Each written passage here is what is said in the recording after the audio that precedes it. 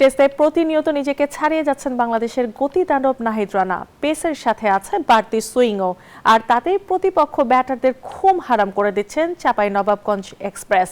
বাংলাদেশের অধিনায়কের চোখে রানা এখন ম্যাচ উইনার।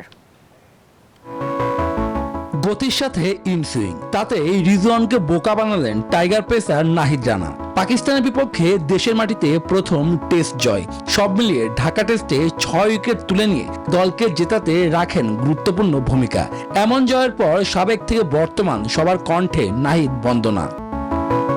2024 সালে সাদা পোশাকে অভিষেক হয় রানার। যুক্তরাষ্ট্রের 1 নম্বর জিম চেইন গোল্ড জিম এখন আবারও বাংলাদেশে।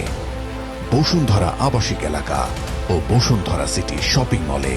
শুরুর দিকে বোলিং এর লাইন প্লেন নিয়ে প্রশ্ন থাকলেও সময় গড়ানোর সাথে সাথে নিজেকে নিয়ে গেছেন অন্য উচ্চতায়। 11 ম্যাচে রানার শিকার এখন 33 উইকেট, যেখানে 2 বার নিয়েছেন 5 উইকেট করে।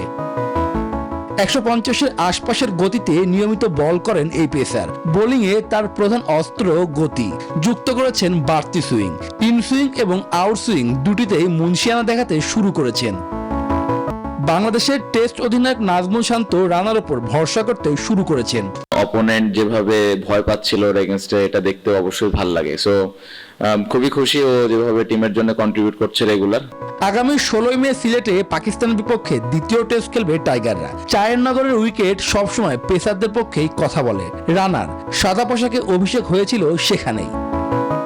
শুভদেবনাথ, নিউজ 24, ঢাকা।